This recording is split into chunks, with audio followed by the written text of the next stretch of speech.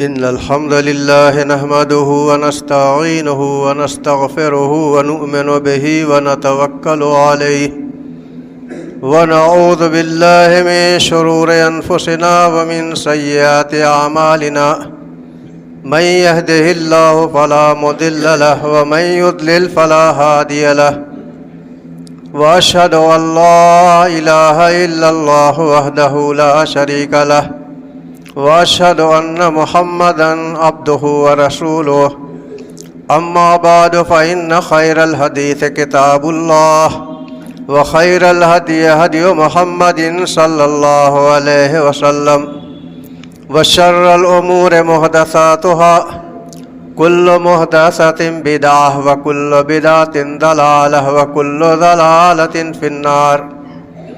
أعوذ بالله السميع العليم من الشيطان الرجيم.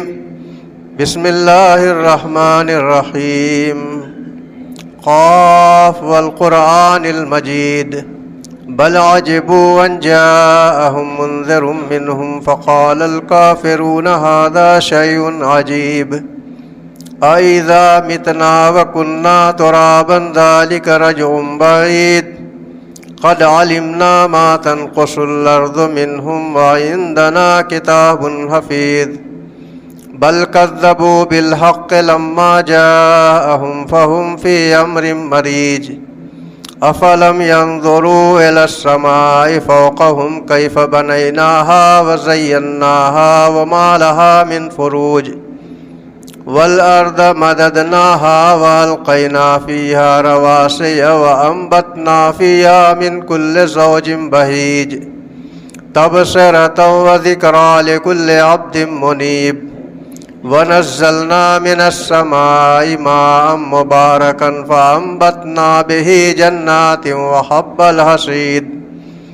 والنخل باسقات لها طلع نضيد رزقا للعباد وأحيينا به بلدة ميتا كذلك الخروج كذبت قبلهم قوم نوح وأصحاب الرس وثمود وعاد وفرعون وإخوان لوط وأصحاب الأيكة وقوم تبع كل كذب الرسل فحق وعيد أفعينا بالخلق الأول بل هم في لبس من خلق جديد ولقد خلقنا الإنسان ونعلم ما توسوس به نفسه ونحن أقرب إليه من حبل الوريد إذ يتلقى المتلقيان عن اليمين وعن الشمال قعيد ما يلفظ من قول إلا لديه رقيب عتيد وجاءت سكرة الموت بالحق ذلك ما كنت منه تحيد ونفخ في الصور ذلك يوم الوعيد وجاءت كل نفس معها سائق وشهيد لقد كنت في غفلة من هذا فكشفنا عنك غطاءك فبصرك اليوم حديد وقال قرينه هذا ما لدي عتيد ألقيا في جهنم كل كفار عنيد مناع للخير معتد مريب الذي جعل مع الله إلها آخر فألقياه في العذاب الشديد قال قرينه ربنا ما أطغيته ولكن كان في ضلال بعيد قال لا تختصموا لدي وقد قدمت إليكم بالوعيد ما يبدل القول لدي وما أنا بظلام للعبيد. قال الله تعالى في القرآن المجيد وقضينا إلى بني إسرائيل في الكتاب لتفسدن في الأرض مرتين ولتعلن علوا كبيرا فإذا جاء وعد أولاهما بعثنا عليكم عبادا لنا أولي بأس شديد فجاسوا خلال الديار وكان وعدا مفعولا ثم رددنا لكم الكرة عليهم وأمددناكم بأموال وبنين وجعلناكم أكثر نفيرا إن أحسنتم أحسنتم وإن أسأتم فلها فإذا جاء وعد الآخرة ليسوءوا وجوهكم وليدخلوا المسجد كما دخلوه أول مرة وليتبروا ما علوا تتبيرا عسى ربكم أن يرحمكم وإن عدتم عدنا وجعلنا جهنم للكافرين حصيرا وقال رسول الله صلى الله عليه وسلم لا يجمع الله على هذه الأمة سيفين سيف منها وسيف من عدوها رب اشرح لي صدري ويسر لي أمري واحلل عقدة من لساني يفقهوا قولي سبحانك لا علم لنا إلا ما علمتنا إنك أنت العليم الحكيم رب زدني علما. برادران اسلام، حاضرین جمعہ،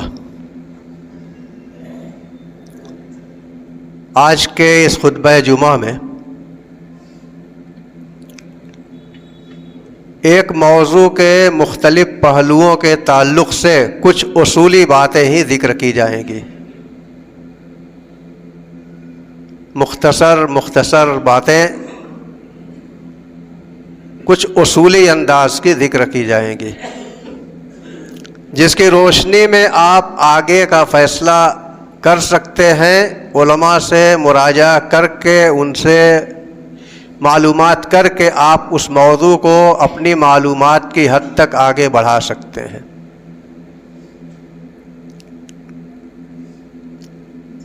اللہ تعالیٰ توفیق عطا فرمائے کہ ہم اپنی بات کو ڈھنگ سے کہہ سکیں اور آپ اس کے مطابق اپنے سوچنے سمجھنے اور اپنے دین کا معیار قائم کر سکیں. اللہ تعالیٰ توفیق عطا فرمائے.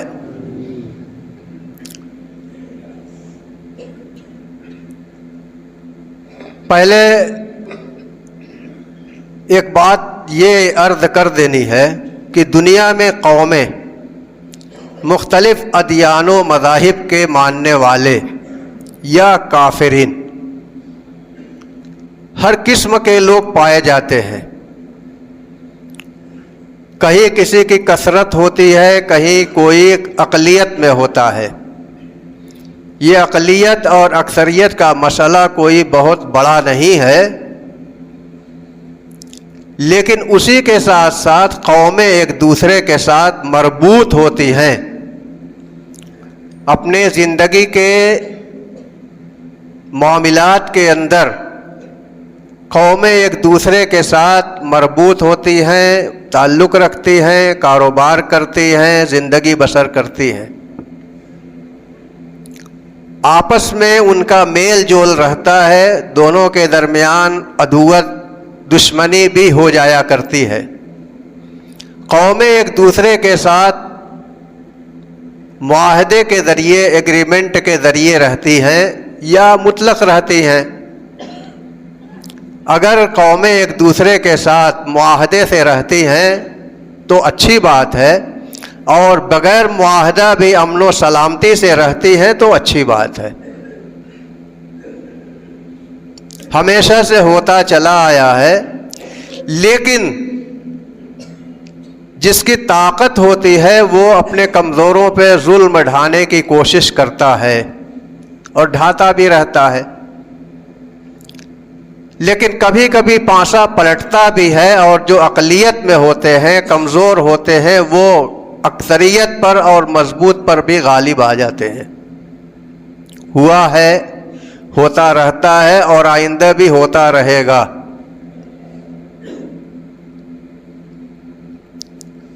ہمارے سامنے آج کل مسئلہ چھڑا ہوا ہے اسرائیل اور فلسطین یا غزہ کا.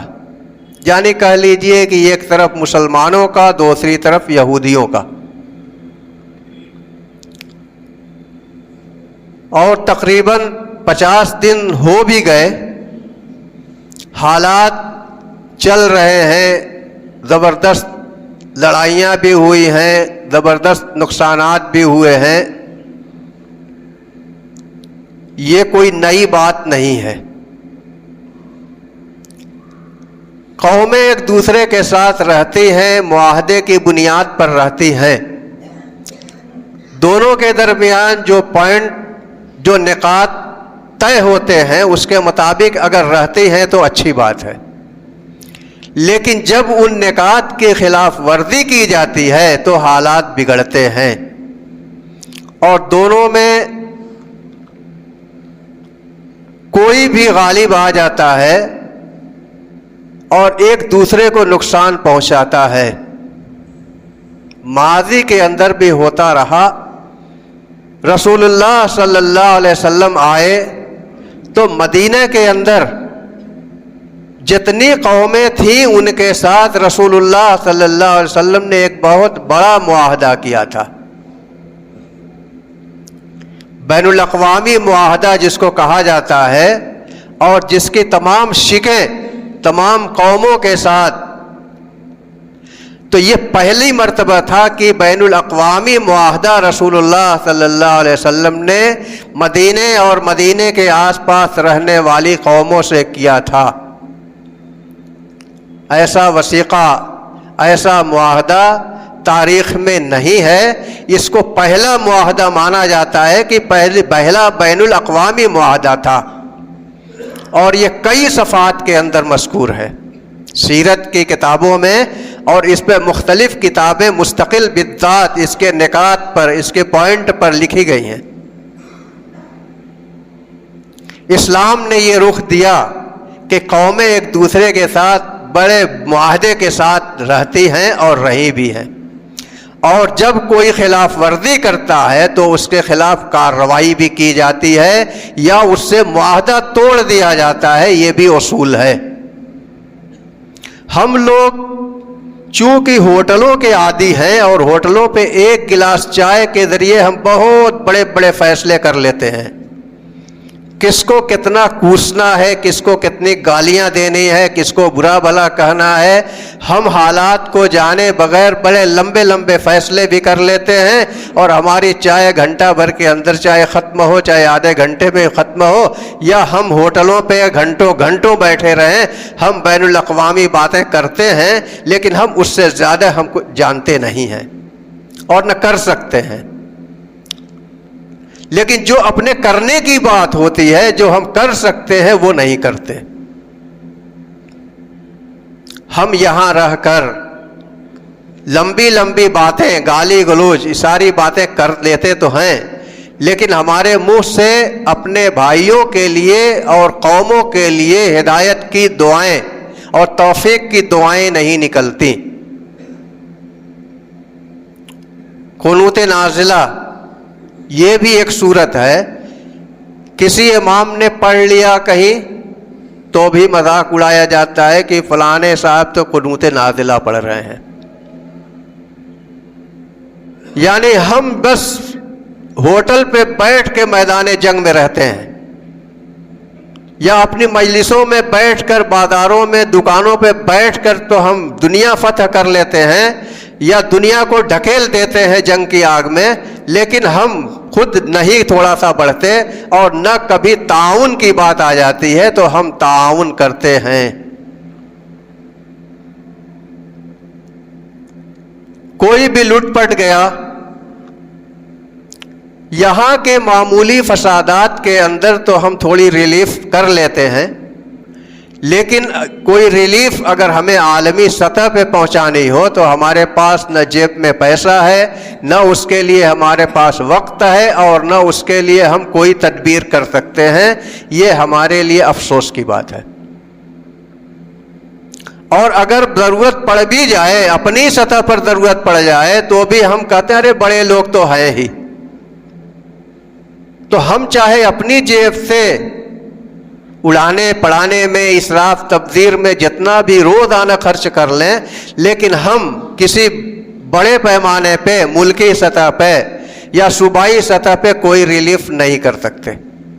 وہ بڑے لوگوں کا کام ہے، پیسے والے جانے، ہم تو اڑانے پڑانے کے لیے ہیں، ہماری جیب میں جو آتا ہے کھائے پیے اڑا لیے. تو یہ ایک مسئلہ ہے. آخر میں نے ایک حدیث پیش کی ہے، میں وہاں سے اپنی بات کو مزید شروع کرتا ہوں کہ رسول اللہ صلی اللہ علیہ وسلم نے، سنن ابو داؤد کی حدیث ہے کہ رسول اللہ صلی اللہ علیہ وسلم نے فرمایا، حضرت براء ابن عازب رضی اللہ تعالی عنہ یا اور کسی صحابی سے روایت ہے کہ رسول اللہ صلی اللہ علیہ وسلم نے فرمایا کہ لا یجمع اللہ علی هذه الامت سیفین، اللہ تعالیٰ اس امت پر دو تلوار اکٹھا نہیں کرے گا. کون سی امت؟ یہ امت جو ہم اور آپ ہیں، جن کو ہم امت محمدیہ کہتے ہیں، امت الاسلام کہتے ہیں. یہ اللہ کا ہمارے اوپر فضل ہے.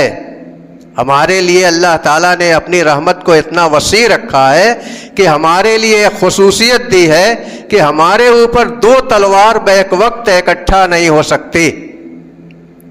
سیف منہا، ایک تلوار اپنی، مسلمانوں میں باہمی آپس کی جنگ، تلواریں نکلی ہوں، اسلحے نکلے ہوں، ایک آدمی دوسرے کو مار رہا ہو، ایک ملک دوسرے ملک سے لڑ رہا ہو، دونوں مسلم ملک ہوں. وسیف من عدوہا، اور ایک دشمن کی تلوار جو غیر قومیں ہیں، غیر مسلم لوگ ہیں، ان کی تلوار. تو مسلمانوں کی اپنی تلوار بھی نکلتی ہے اور آپس میں لڑتے ہیں، اور دشمن بھی مسلمانوں پہ حملہ کرتے ہیں.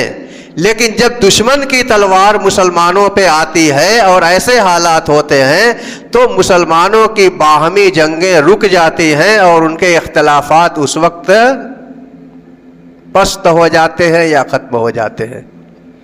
اور اس وقت سب کے سامنے یہ ہوتا ہے کہ دشمن کا مقابلہ کرنا ہے.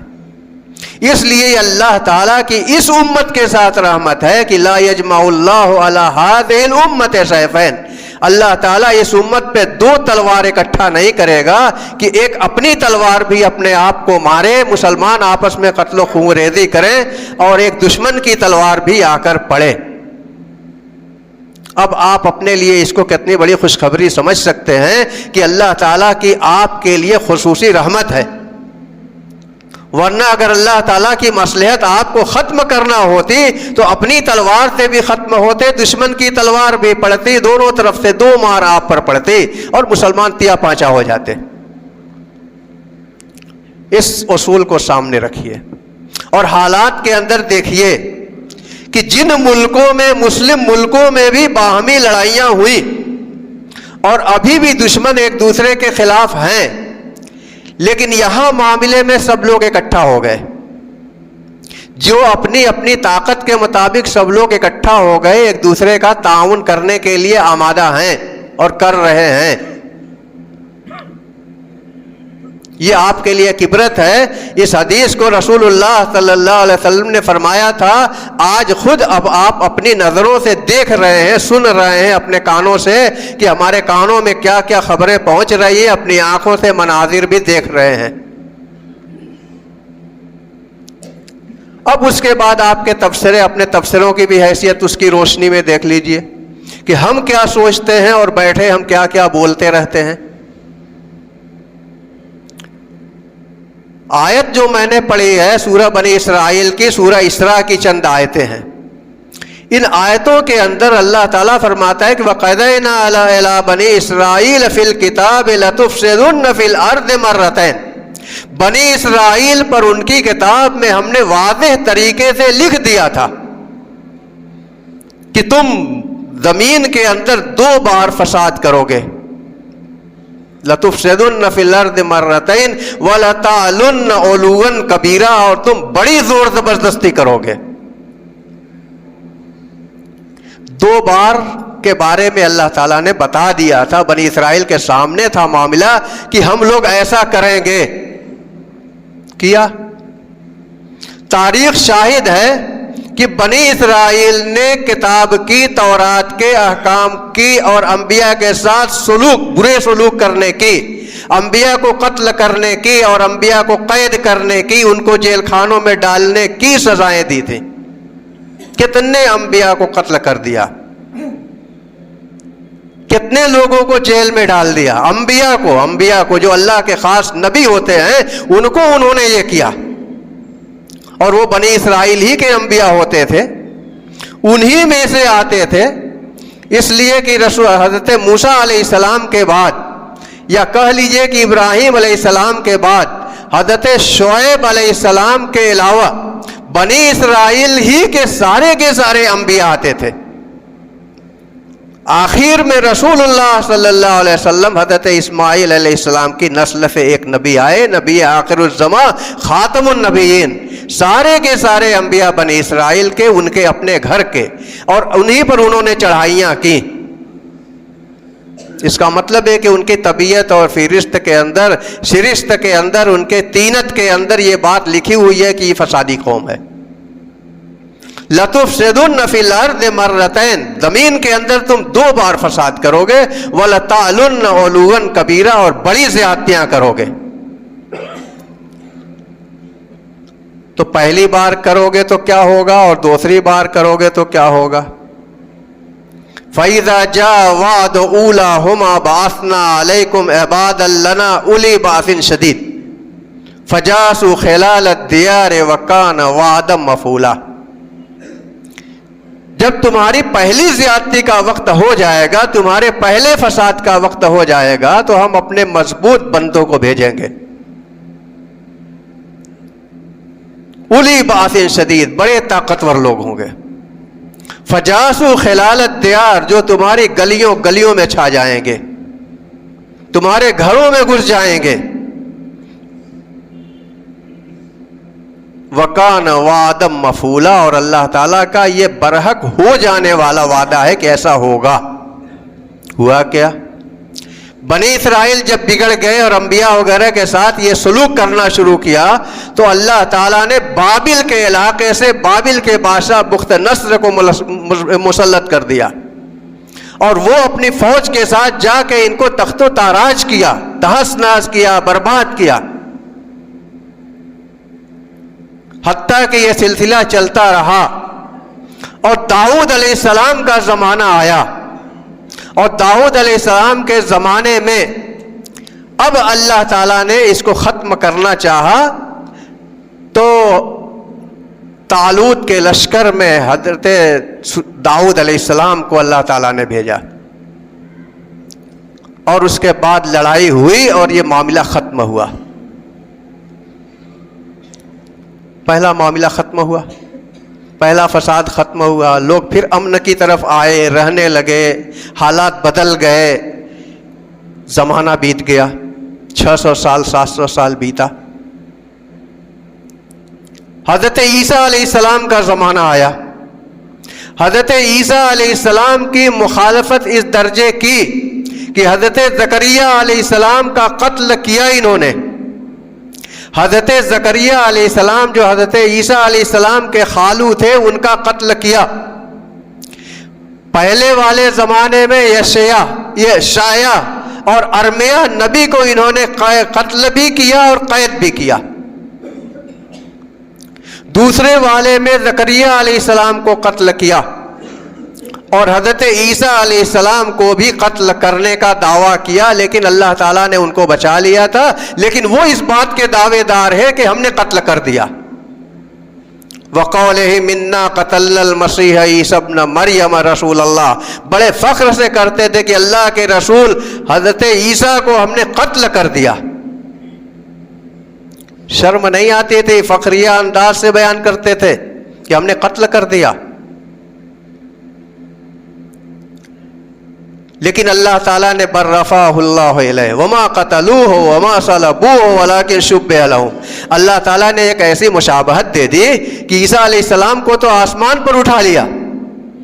ہمارا عقیدہ آج یہی ہے، ہم مسلمان یہی مانتے ہیں کہ اللہ تعالیٰ نے عیسیٰ علیہ السلام کو اس گھر سے، جس گھر کو گھیر رکھا تھا کہ ان کو سولی دینا ہے، اور انہوں نے پکڑنے کے بعد ایک آدمی کو سولی دی تھی، وہ سمجھ رہے ہیں کہ ہم نے عیسیٰ کو سولی دی، اسی لیے دعوے داری کرتے تھے، تکبر کا اظہار کرتے تھے، لیکن اللہ تعالیٰ کہتا ہے کہ بر رفعہ اللہ علیہ، اللہ نے ان کو اٹھا لیا، آسمانوں پہ عیسیٰ علیہ السلام گئے۔ تو یہ دوسری بار انہوں نے فساد کیا، اور دوسری بار جب انہوں نے فساد کیا تو عیسیٰ علیہ السلام کے بعد سن 70 عیسوی شروع ہو چکی تھی۔ پہلے عیسوی شروع ہونے سے 600-700 سال پہلے کی بات تھی، اور عیسوی شروع ہونے کے بعد سن 70 عیسوی آ گئی تھی۔ پھر ان کے ساتھ وہی تماشا ہوا، کھدیڑے گئے، بگائے گئے، مارے گئے، اور بنی اسرائیل کے ساتھ وہی سلوک ہوا جو پہلے ہو چکا تھا۔ تاریخ کی کتابیں جو ان کے پاس موجود ہیں، بائبل کے صحیفے جو ان کے پاس موجود ہیں، بائبل کے صحیفوں میں بھی یہ باتیں مذکور ہیں، اس لیے کہ اللہ تعالیٰ نے کہا کہ وَقَضَيْنَا عَلَىٰ بَنِي إِسْرَائِيلَ فِي الْكِتَابِ، کتاب کے اندر ہم نے واضح طریقے سے لکھ دیا تھا۔ ان کی کتاب میں موجود ہے، کتنی تحریف انہوں نے کی وہ الگ بات ہے، لیکن ان کی کتاب میں لکھا ہوا تھا، وہ جانتے تھے کہ ہم ایسا کریں گے اور ہمارے ساتھ ایسا ہوگا۔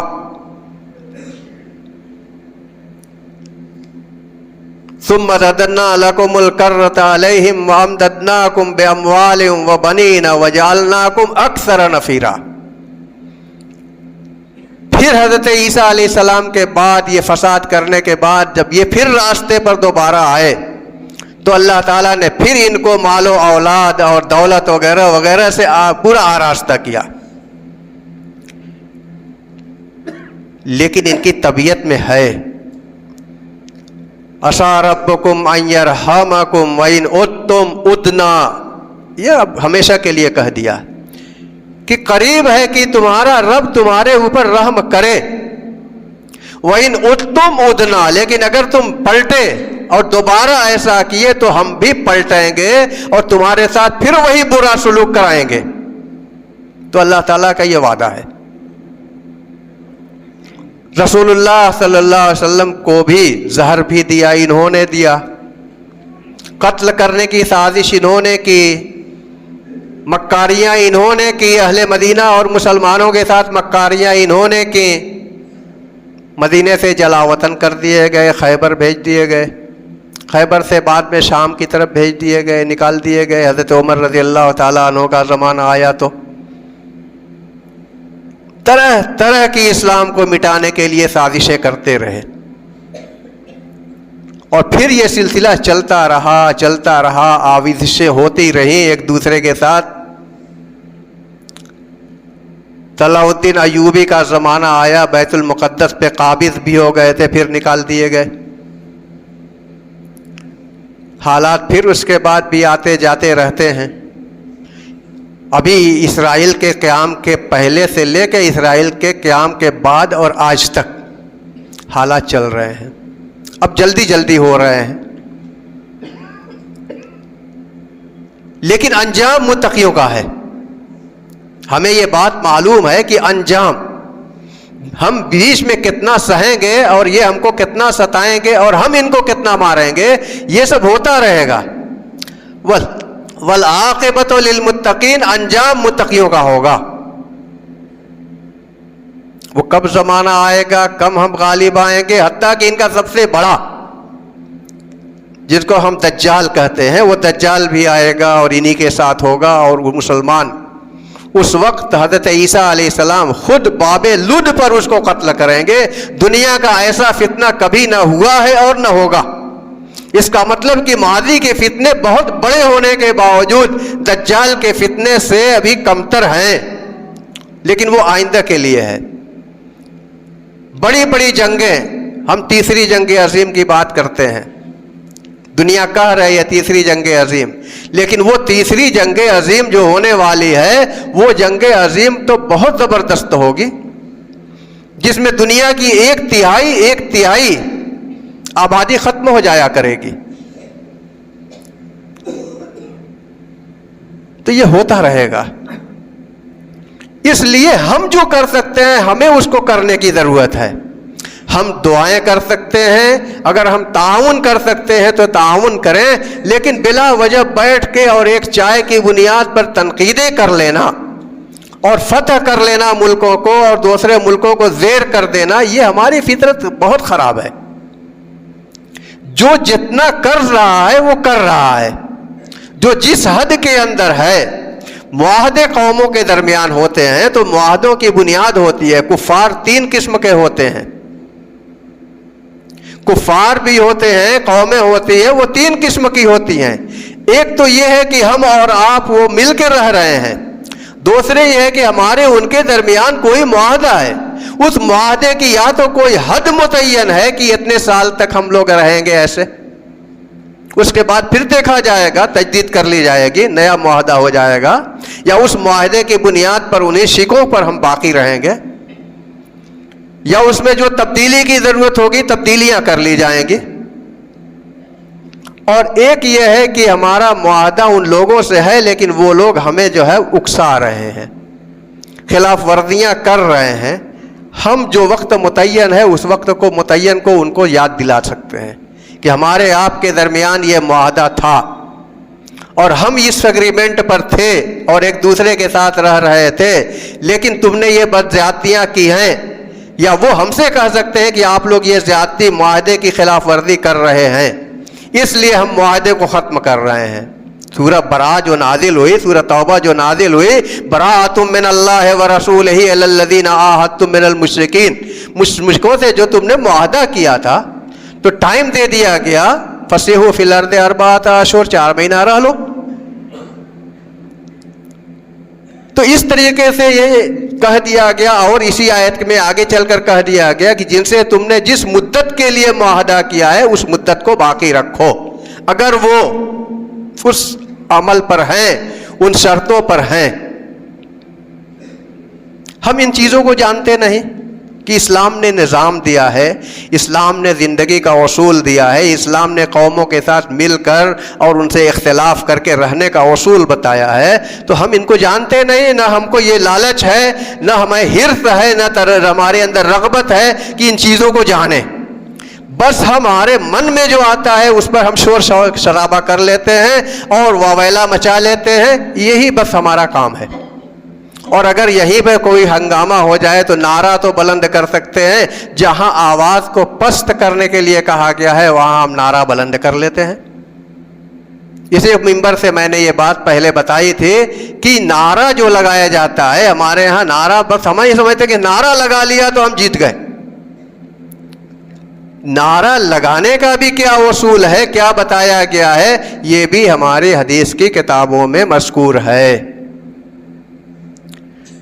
تو اس لیے ہمیں اپنے آپ کو سوچنے کی ضرورت ہے کہ آئندہ کیا ہوگا اور اس کے لیے ہم کتنے تیار ہیں, کتنے نہیں ہیں. قرآن نے کہہ دیا تھا کہ وَأَعِدُّوا لَهُم مَّا اسْتَطَعْتُم مِّن قُوَّةٍ وَمِن رِّبَاطِ الْخَيْلِ تُرْهِبُونَ بِهِ عَدُوَّ اللَّهِ وَعَدُوَّكُمْ وَآخَرِينَ مِن دُونِهِمْ لَا تَعْلَمُونَهُمْ اللَّهُ يَعْلَمُهُمْ. طاقت تیار کرو, طاقت تمہارے پاس ہونی چاہیے. ہمارے گھر میں تو اگر ایک سانپ نکل آئے تو ایک ڈنڈا نہیں رہتا, ایک ڈنڈا نہیں رہتا کہ سانپ مار دیں. بھاگ جاتا ہے تو ہم تلاش کر کے لاتے ہیں ایک ڈنڈا. تو یہ آپ کی طاقت, اپنی طاقت کا اندازہ لگاؤ اور آپ بیٹھ کے دنیا فتح کرتے ہو. وَأَعِدُّوا لَهُم مَّا اسْتَطَعْتُم, جتنا ہو سکے. آپ کھانا کھاتے ہیں, کھانے پہ خرچ کرتے ہیں, آپ دوا علاج کرتے ہیں, آپ اور ضروریات زندگی پوری کرتے ہیں. آپ نے اس ضرورت کو کہاں محسوس کیا کہ قرآن ہمیں کہہ رہا ہے اور مستقبل کے لیے کہہ رہا ہے, جو قومیں سامنے ہیں ان کے لیے بھی کہہ رہا ہے, جو قومیں نہیں ہیں آئندہ آئیں گی, بفر جائیں گی, ان کے لیے بھی کہہ رہا ہے کہ ہم ان سے کیسے نپٹیں گے. مَا اسْتَطَعْتُم مِّن قُوَّةٍ وَمِن رِّبَاطِ الْخَيْلِ تُرْهِبُونَ بِهِ عَدُوَّ اللَّهِ وَعَدُوَّكُمْ. اللہ کے دشمنوں اور اپنے دشمنوں ان کو جو ہے ڈرا کے رکھو, ارہاب. وآخرین من دونہم, اور دوسری بھی قومیں, لا تعلمونہم اللہ یعلمہم, تم نہیں جانتے کہ وہ کون سے لوگ ہیں, اللہ جانتا ہے. جب وہ سامنے آئیں گے تو آپ کے سامنے آئیں گے تو آپ جانیں گے کہ یہ لوگ ہیں. اور یہ نہیں ہے کہ آپ نے خرچ کیا تو ضائع ہو گیا. وما تنفقوا من خیر یوفى الیکم, جو بھی خرچ کرو گے وہ تمہیں اس کا بدلہ بھی ملے گا, اجر بھی ملے گا. لیکن نہیں, ہم روزانہ سینکڑوں روپے کا کھا جائیں اس کی تو ہم کو فکر ہے. لیکن ہم کو مزید اپنے لیے ایک ڈنڈے کی فکر نہیں ہے اور باتیں بڑی لمبی لمبی. اس لیے اپنے حدود کے اندر انسان کو رہنا چاہیے اور اپنے بھائیوں کے لیے دعائیں کرنی چاہیے. ان کا ہم کیسے مدد کر سکتے ہیں؟